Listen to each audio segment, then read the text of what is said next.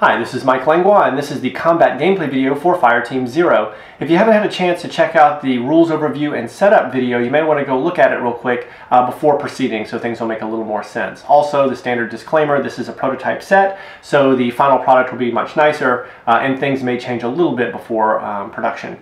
I have a lot of stuff I want to show you, so let's get started. Alright, I've set up the board to be a game in progress. This is shortly after the beginning. Monsters and heroes have begun to move and reposition themselves around the board. And you'll see that I'm representing the specialists with little cardboard standees because I don't have my prototype figures just yet. And I'll talk about how they work in a little bit. The first topic I want to cover is the cards in hand and how that works in the game. You spend cards in your hand to perform actions such as attacking monsters or performing reactions to help your teammates. And every time you perform one of those, you'll need to spend cards. You will also need cards to avoid monster attacks. For every point of damage a monster attempts to do to you, you must discard a card from your hand. If you ever are unable to discard a card from your hand, that is, the monster has done more damage, potential damage points to you than you have cards, then you are hit and you will be downed. The cards in your hand represent your mental focus during a very brief window of time in combat. So the more time you spend throwing grenades or looking down iron sights at monsters and taking shots at them, the less mental space you have to dodge incoming attacks and be aware of your surroundings. So that's the trade-off between being active with your hand and holding those cards, which basically means keeping your head up, not taking that shot, but being aware of what's going on so you can miss that next monster attack.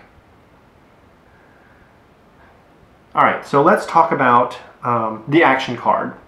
Here's a copy of a card from Frank's deck. He's a marksman, and when you're on your turn, you can take an action to attack a monster. In this particular case, the action is direct hit, and you will see in the upper right there is a number and a symbol. The number is how many attack dice you can roll, and the symbol is what kind of damage this card will produce.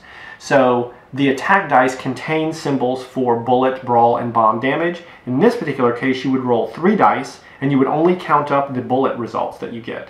The next pair of symbols, the first is a number for range, and the last symbol there is the range symbol. So this is saying you get 3 dice, you're looking for the bullet symbols, and that this attack has a range of 1 location. Now on the bottom of the card, you'll see the reaction area. In this case, it's suppression fire. You can play a reaction when the card says you can. So in this particular case, it says, play before monster activation to prevent all minions and elites in that location from moving. So you can basically pin them down with the M1 Garand. The card specifies before monster activation. So when the monster phase comes up, you will use this card on a monster before it activates and rolls its dice to stop it from moving. If it has a ranged attack, it can still attack you, it simply cannot move out of that space. There's a bunch of different kinds of reactions, from healing, helping your friends with their attacks, which we call assists, helping increase movement of other heroes, and lots of different things. So they'll all say when you can use them. Alright, so next I'd like to talk about the monster card.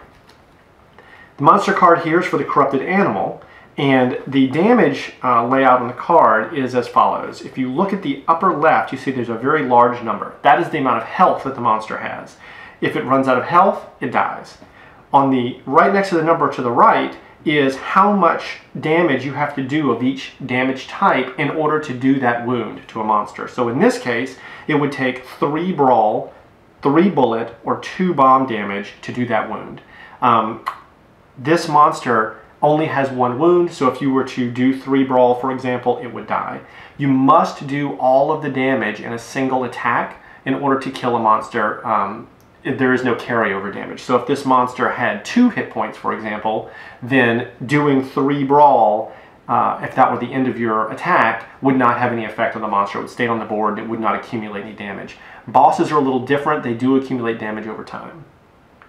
You'll notice that in this case, the corrupted animal is susceptible to bomb damage, so it only takes 2 to kill rather than 3. Below that, you'll see its attack. It rolls 2 attack dice and it gets the brawl symbol. There's also a block to the right of that that shows what its special is. When you roll the monster activation dice, one of the values you can get is special. In this case, a corrupted animal gets one additional dice looking for brawl symbols, so it would roll 3 dice looking for brawl rather than 2. Finally, at the bottom, every monster has a unique attribute. In this case, the corrupted animal has explosive decomposition, which means that if you kill this monster with anything but brawl, if you shoot it or blow it up, it will damage everyone in the location with it. So that's pretty exciting. Alright, so let's talk about the hero attacks. Heroes, if you recall from the rules overview video, have 2 movement and 1 attack that they can, or 1 action that they can spend. They can spend that action either searching a spawn point to try to solve their objectives or find gear or what have you, or they can spend it to attack. When you're attacking, you can spend as many cards as you like out of your hand, provided that they are all the same damage type. Alright, let's do an example of a simple attack. Frank is going to attack this corrupted animal, and he's going to use our example card, which was direct hit. So it gets 3 dice, and we're looking for the bullet symbols. So we've rolled the dice, he only got 2 points. The monster requires 3 bullet symbols in order to do that wound of damage to kill it. Since we didn't get it, the monster is fine. It doesn't accumulate any damage. Now let's say instead that Frank had rolled 3 or better. That would be enough to do that wound. That would kill the monster, and it would come off the board and return to the spawn pool. Now let's try again. Let's rewind that a little bit and decide to add more cards. So Frank is going to do that attack, but he doesn't believe that direct hit is going to be enough dice. So he's going to do an attack with direct hit at another card. In this case, let's say hydrostatic shock. This is the same type of card as direct hit, except it does 2 attack dice of the type bullet. And bear in mind, in order to add cards to an attack, they all must be the same damage type. So now he's going to roll 3 for direct hit and 2 for hydrostatic shock, giving him 5. He'll roll the dice. That's a kill. The monster is dead and moves off the board. So that is an example of a single attack. Those cards would be taken out of his hand and put in his discard, leaving him with 3 cards for the remainder of the round. Alright, let's rewind that and do it again, but let's throw an assist into the mix. So Frank is going to decide to attack this corrupted animal. He's going to use the example card of direct hit, which gives 3 dice. He's decided that he can't spend any more cards than that. Maybe he's low on cards, or he's saving the other cards because of the reactions that are on them. So he only wants to spend the 1 card. So he's going to ask for help. Before he rolls the dice, the other team members can throw in some help for him. So we have Abe here, and he is going to use a reaction, and the reaction is to Frank's attack, called Buckshot Backup. Now, on this card, you have a range of 1, which says range 1 monster, which means he needs to be within 1 location of the monster in order to help with this particular attack. It adds 2 bullet dice to this attack. So in this case, Frank is going to roll 3 dice for direct hit, and Buckshot Backup is going to allow him to add 2 more dice. So he'll get 5 dice. He'll roll, and if he makes the damage he needs, the monster will be removed from the board. As many players as you like can assist in these attacks. So provided the players are close enough to reach the monster with their attacks as specified on the reaction, you could actually have all 4 heroes attacking 1 monster on 1 hero's turn, and you can do that every turn if you have the cards to spend. One thing to note is heroes can only contribute a single card as a reaction. Only the primary hero whose turn it is can play multiple cards to make an attack. One interesting thing about reactions is that the players that are assisting do not have to match the damage type of the attacking hero. So let's say, for example, that Frank is going to do an attack to this monster using direct hit, which is 3 attack dice looking for bullets, and he needs help. Abe doesn't have any bullet cards in his hand, but he is close enough to use Lead Slug, which is a reaction that lets him put 2 brawl dice in at range 0. So in this particular scenario, Frank is going to do the 3 dice and looking for bullets, and Abe is going to allow him to roll 2 more dice looking for brawl.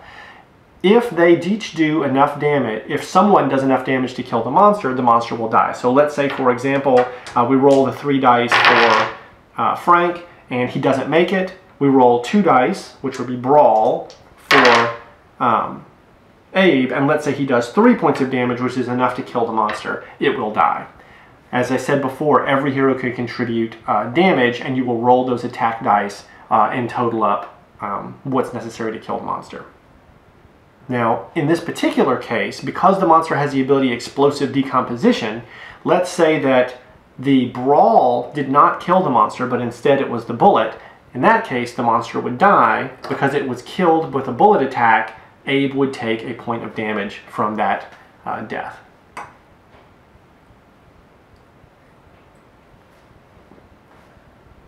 Alright, now let's add specialists into the mix. Let us take Henry and place him here.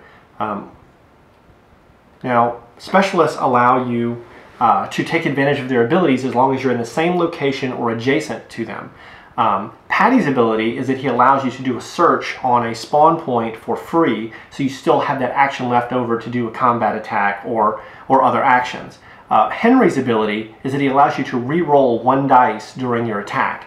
Since the dice have far more hits on them than misses, this greatly increases your chances of getting the damage you need for a combat attack. So in this particular case, if Frank were rolling his example card, which is direct hit, which gives 3 dice, he rolls it, he doesn't make it, I rolled 2 1s, and I also rolled a blank. So in that particular case, because I am close enough to Henry to take advantage of his special ability, I get to re-roll that dice, I get another 1, that's 3 points, and the monster is killed. Alright, let's talk about monster attacks now.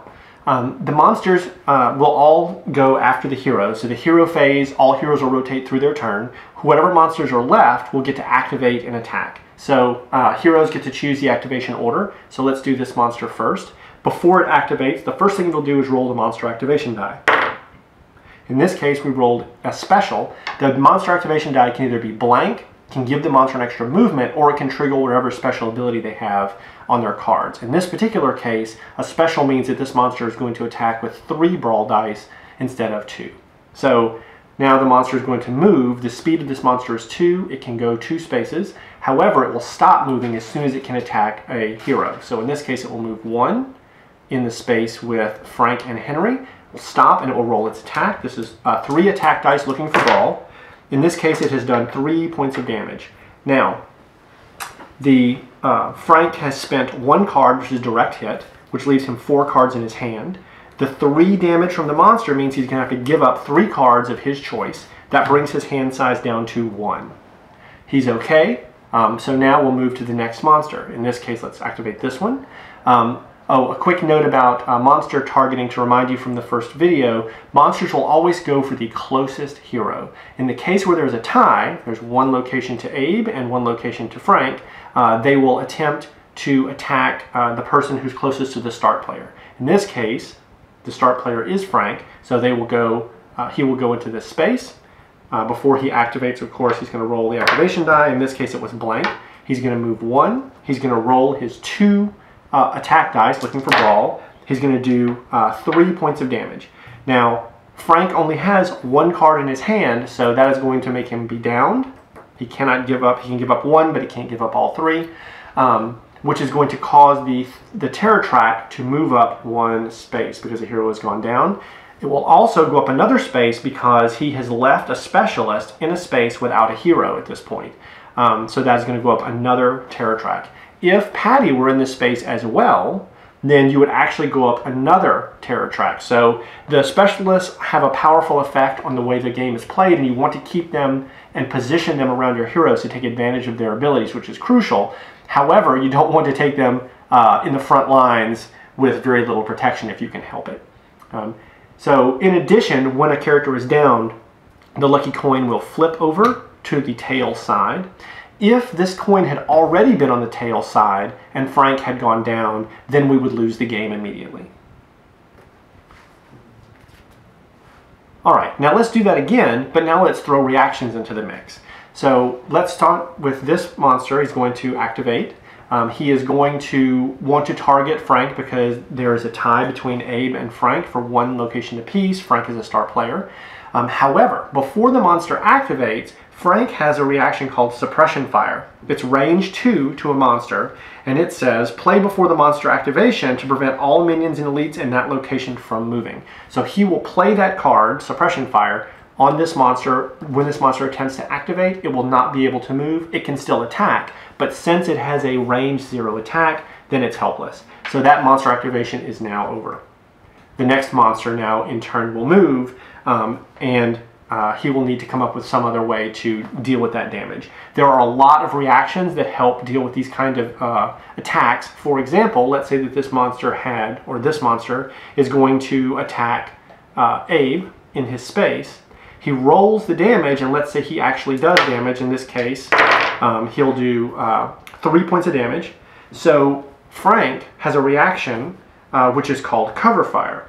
Now, cover fire will allow you to reduce the damage someone is taking. So in this particular case, it'll say range 2 to the ally, not the monster, and we are within range.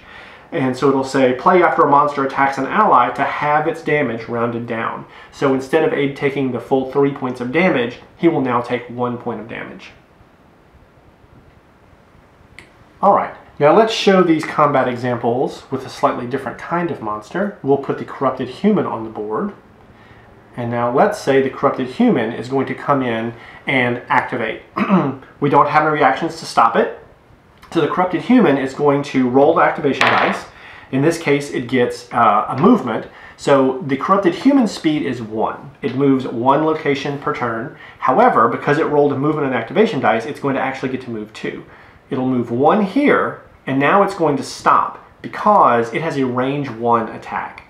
So in this particular case, it is going to be able to attack Frank from here, and it's going to stop moving as soon as it comes into range, and it will do its damage. So that's just give an example of monsters that are not range 0, what they will do.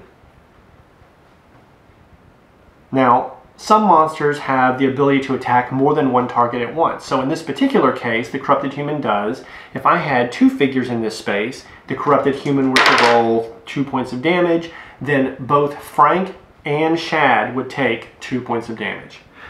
In addition, there are certain twists that also enhance attacks. So for example, there's a twist called Coordinated Limbs, which allows a monster to attack everything within its range. So in this particular case, this monster has range 1, which covers these guys and this guy, and it attacks everyone in each location because of its native ability. So those 2 points then would be spread across both of these figures as well as this figure. So this one monster would actually do 2 points, 2 points, and 2 points.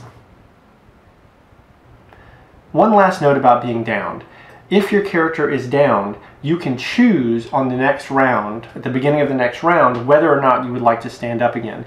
If you stay down, you cannot spend cards or participate in the combat. However, monsters will ignore you. So a monster that is on your space, who would normally stay there and attack unless killed, will, if you were by yourself, will act as though this space were empty and move out to attack other people. So at the beginning of the turn, you must choose whether or not you're going to stand up. If you do, you have your full hand of cards. You can go ahead and kill this monster and move out. If not, then you cannot participate, and the monsters will go off and do something else, or your teammates will kill them, and you can stand up the next turn. You cannot choose to stand up during the round once it starts. Alright, so now let's talk about the tactics phase. The beginning of each round starts with the tactics phase. The first thing that will happen is heroes will get to choose whether or not they would like to play a tactical response card from their hands. Now, your hands have not refreshed yet. That happens at the end of the tactics phase. So you'll be looking at whatever cards you have that did not get spent in order to attack monsters. And you'll notice if you look at the cards that the attacks that have high values are also paired with the tactics. So you can either get a great result from them during your action, during your turn, or you can hold on to them and use the tactics during the tactics phase. So let's say, for example, in this case, we've started the tactics phase. Only one hero can play a tactical response. In this case, let's say that it is going to be, our friend here, Shad, and we're going to set up some monsters. So let's say that Shad starts the tactics phase, and our heroes are aligned here. He is going to play Search and Destroy. So this card says, move 2 spaces, killing all minions and elites in your start location and each location you enter. So the tactics cards are very powerful, and they're used to kind of reshape the battlefield before you take your turn. Now the interesting thing about the tactics cards is they can't be used to save your life. You can't use them before the monsters attack, only afterwards. So monsters will have attacked everyone and killed whoever they're going to kill. Then they will have respawned fully at the end of the monster phase, and now you're going to do tactics to prepare the battlefield for the upcoming player turns. So in this case, we play Search and Destroy. He kills this monster. He moves, kills this monster, and he moves here and kills this elite. No dice rolling needed, so Shad just cuts through them and kills the monsters. So the tactics phase at that point will be closed to other players playing a tactical response, and now you would go and draw your hands for everyone except Shad. If you play tactical response, you can no longer draw cards. So if Shad had been down to, say, 3 cards, he played his tactical response, bringing him to 2 cards, he is going to start this round with those 2 cards in his hand only. So he's going to be a little bit more vulnerable to damage, and his options are going to be a little bit limited, so his teammates will need to support him more than usual, or make sure he's in a place that's a little safer. At the end of the draw phase of this, or the draw segment of this round, then you will move the start player around the table clockwise to the next person. So Frank will hand the start player off to the next person around the table, which in this case is Don. All right, so I'd like to give a couple of other examples of different kinds of different types of tactics, so that you get an example of the different ways that these are applied. So let's rewind this and say that in this case it's Abe who's going to play a tactical response, and he's going to call in artillery support, which says inflict a total of 4 wounds to minions and elites anywhere on the battlefield. So this is one of the few cards that can affect everything on the entire battlefield and not just one sector. So Abe is going to get 4 wounds to distribute. Now notice this is different than the points needed to do a wound to a monster. So for example, these corrupted animals require 3 points of damage from Brawl, for example, or 2 from Bomb to do 1 wound. What artillery support is distributing are the wounds themselves. So he's going to distribute 4 however he likes. These corrupted animals have 1 apiece, so he could take 4 of these off the board. Or he could choose to distribute 1, 2, and corrupted humans have 2 wounds, so this would be 3 and 4, so he could deal those. And they can come from anywhere on the battlefield, no matter what the distance is. Another kind of tactical response would be Frank's Wrath of God, which allows you to do a similar thing. You can distribute 4 wounds, but it's restricted to a particular sector. Now, in this particular case, let's say Frank is here. His sector would be this space, so he can distribute 4 wounds in this sector alone. The difference is his attack, Wrath of God, lets you do damage in a smaller area, but it is also unlike Artillery Strike in that it can do damage to bosses, whereas Artillery Strike is limited to minions and elites only. So he can actually deal 2 wounds to a boss. An example of another kind of tactical response would be Abe's Moment of Clarity. This card reads, each of your allies may immediately move 2 spaces and perform an action in turn order. So at this point in the tactics phase, the start player token has not moved yet, so we would go in the same order that we just went in for the previous turn. People have not drawn cards, so you're just spending what cards you have left, but it basically gives all the heroes 1 extra attack before we start the round. Notice also that Moment of Clarity will let you spin the cards you have left in your hand, and after the tactics phase where you play the response, you will get to draw up your cards. So everyone can spin their cards down to 0 for Moment of Clarity, except, and then they will redraw up to their full hand size, except for Abe, who played the response. Okay, so we've talked about the tactics phase, the hero phase, and the monster phase. These are the 3 parts of a round of Fireteam 0. killing monsters is fantastic, but because you're so close to the artifact, they are never going to stop coming. The artifact is going to produce an infinite number of monsters. They get worse the closer you get to ground zero where the artifact actually is. So what are you doing on the map? So the purpose of combat is to allow you to cut through this horde of monsters and find your objectives and complete them so that you can do what you need to do and go to the next mission, bringing you one step closer to the artifact. So the way this works is on the hero's turn, you can move, and in this case I have Patty, and I'm going to bring Patty with me. Let's see, we have a monster here. I can now choose at this point to spend an action point either checking this for the response, for a solution to one of my objectives, or I can attack this monster so that it can't attack me after the hero's turn. So in this case, because I have Patty with me, Patty's special ability is that he allows you to do the search for free, saving your attack. So normally, instead of having to choose search or kill, I can now do both because Patty is with me.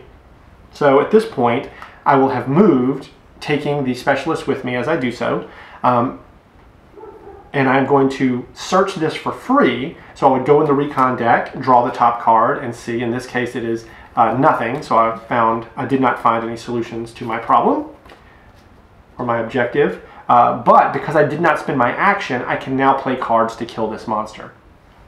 In addition, if I have a hero that is in a location with a spawn point and there is no monster in this location, when the player turn ends and the monster phase begins, when we get to the spawn part of the monster phase, monsters cannot spawn on this location, so I can secure this area. The great thing about that is it lets me control some territory to finish checking out what I want to do and have some control over where I am. However, the downside is that it stacks the monsters up on non-secured spawn points because there are fewer points now to spawn on, and grouped monsters are fairly dangerous because they get multiple attacks generally on the exact same target because the rules will apply for that location, whoever's closest the closest start player, so they do tend to focus on a character once they start teaming up. So, so securing a spawn point is something that you can do as part of your control of the board. From a tactical perspective, the interesting thing about a round of Fireteam 0 is that the heroes will start each round with a full hand of cards, for the most part. The monsters will spawn fully. And so the monsters and the heroes will clash again and again at pretty much full strength. The heroes are going to get to do tactics phase, which will take monsters off the board or give them some advantage. And then they are each going to go, which will take off more monsters from the board and do things. So the heroes are going to get to choose how to kind of shape the enemy forces on the board with tactics. They're going to pick and choose their targets, decide how best to spend their cards and what resources to use up to kill the monsters, and only then do the monsters get to go. So the heroes are going to know, by the time the monster phase hits, who is in range of what monster, what kind of monsters they are, potentially what could happen to them. You would think that would make the game very easy, but actually the difficulty is quite good. It's very difficult to get through one of these games if you make any mistakes. The game will generally allow you to make a single mistake and you'll be okay, but 2 mistakes are likely to kill you. There are more monsters than heroes, and it's very difficult to always be in a position where you're completely safe. However, if you're very careful with your card spend, you're very clever with your placement of your specialists, and you really watch what reactions and support options you have to shut down monsters or keep each other alive, as long as you maintain that discipline, you can make it through an entire mission and be successful. You just have to not take the number of monsters for granted and be aware of the danger that they pose, even after you've thinned their ranks. So that's the combat overview in a nutshell. The heroes are very powerful. They have a lot of very flexible and adaptive reactions. The monsters are very deadly and they never stop coming, but as long as you pay attention to your tactics and your teammates, you'll live to fight another day. Thanks for watching, and join me next time when I talk about objectives and the recon system and show you how the missions are won.